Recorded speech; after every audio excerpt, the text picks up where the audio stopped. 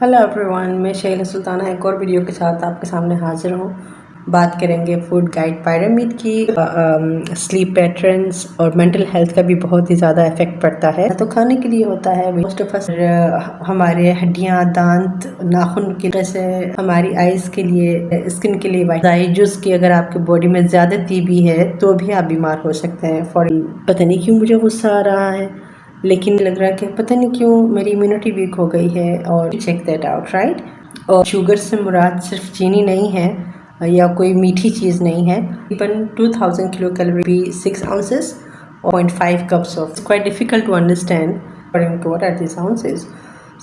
Diet plan बनवाना हो तो डाइट प्लान्स के लिए भी मैं अवेलेबल हूँ, प्राइवेट वीडियो कंसल्टेशंस के लिए भी अवेलेबल हूँ। So do let me know in my comment section, या फिर मोबाइल नंबर आपको स्क्रीन पे शो हो रहा होगा उस पर, या फिर ईमेल के थ्रू भी आप मुझसे कांटेक्ट कर सकते हैं। So yes, stay tuned and do subscribe, like and share my channel.